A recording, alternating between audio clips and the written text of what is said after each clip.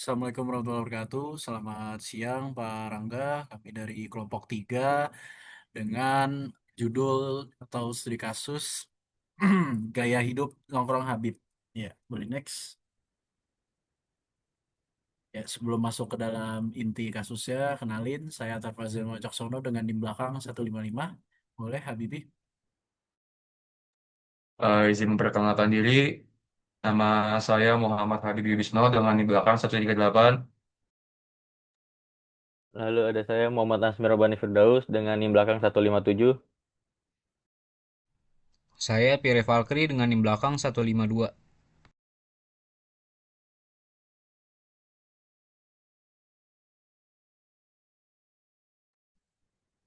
Ini ada daftar isi dari PowerPoint kami. Yang pertama ada empatis dari persona Habib. Lalu yang kedua ada pain dan gain. Yang ketiga ada define dan root cause. Yang kedua ada jobs to be done. Dan yang kelima ada solusi utama, ini non-kibib.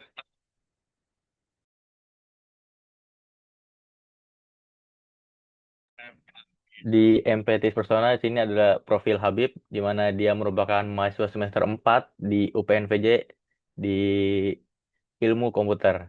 Dia ini suka bersosialisasi, suka nongkrong, namun jam tidurnya suka berantakan.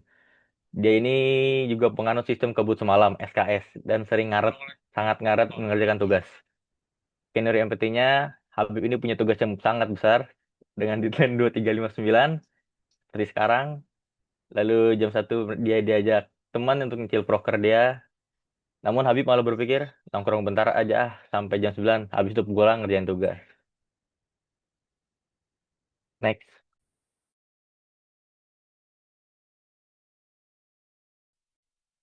Kemudian ada pain dan gain. Kebiasaan menunda ini membawa dampak buruk bagi keseharian Habib. Padahal ia punya harapan yang cukup sederhana untuk kehidupan kuliahnya. Untuk painnya, yang pertama ada kurang tidur, kronis, dan badan selalu lemas di siang hari. Yang kedua ada nilai akademik kurang bagus, stres, dan panik dikejar deadline tengah malam. Yang ketiga, sering dimarahi orang tua karena telat pulang. Dan untuk yang gain itu harapan, yang pertama ada tetap eksis bersosialisasi dengan teman-teman, yang kedua bisa bangun pagi dengan segar dan tidak telat masuk kelas, yang ketiga tugas selesai tepat waktu tanpa bergadang berdarah-darah.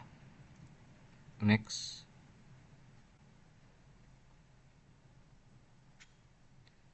Lalu kemudian ada define dan root cause. Define, Habib mengalami kegagalan manajemen prioritas akibat benturan antara kebutuhan sosial dan tanggung jawab akademik.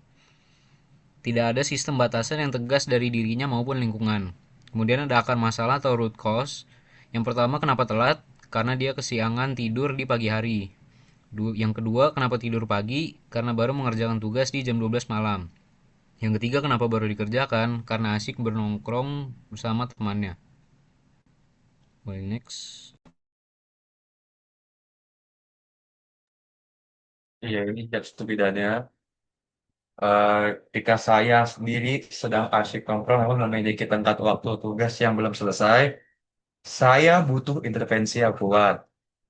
Kondisi yang ingin dicapai yaitu adalah ketika apa? Ketika saya membutuhkan sistem pawang yang bisa memaksa membatasi waktu nongkrong dan mendisiplinkan untuk Lalu saya ingin mengerjakan tugas lebih awal dan tidur di bawah jam 12 malam.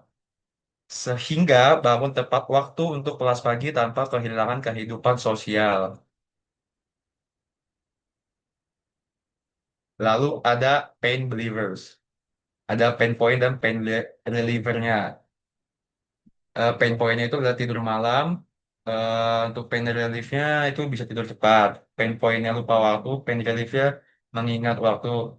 Pain point-nya itu ada lupa akan batasan saat nongkrong. Dan pain relief-nya itu adalah mengingat berapa batasan saat nongkrong dengan teman.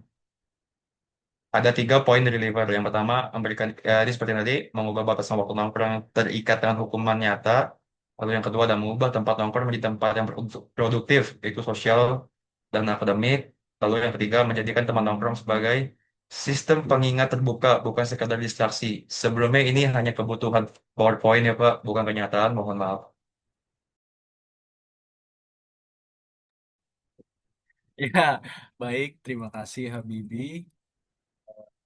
Untuk yang terakhir di sini ada solusi utama aplikasi Nongkibip. Asik. Ya, materi pertama itu ada solusi utamanya adalah menciptakan aplikasi produktif berbasis sosial bernama Nongkibip atau Kawal Hapwen. Ya. Aplikasi ini dirancang untuk mengatasi masalah Habib dengan sistem penalti dan juga sistem hadiah. Fitur utama aplikasi ini yaitu shared deadline and penalty. Jika ya kayak GPS di HP Habib itu dia tuh kayak ngedeteksi bahwa Habib masih di luar rumahnya lebih dari jam 11 itu saldo e-walletnya atau saldo MyBCA-nya akan dipotong sebanyak 50.000 dan notifikasi dendanya itu masuk ke HP orang tuanya. Terus yang kedua ini ada mode nongkrong atau mode produktif, ya ponsel terkunci dari medsos atau game biar Habib ini fokus selama jadi selama 1 jam gitu. Terus jika berhasil ya Habib dapat poin untuk leaderboard dalam aplikasi. Itu aja. Boleh next? Ya, mungkin itu saja dari kelompok 3 ini. Terus dengan Nongkibit, Habib dengan tetap bisa eksis dalam nongkrong tanpa harus mengorbankan masa depan akademiknya. Tunggu tugas beres, tidur cukup. Ya, sekian terima kasih. Wassalamualaikum warahmatullahi wabarakatuh. Terima kasih, Pak.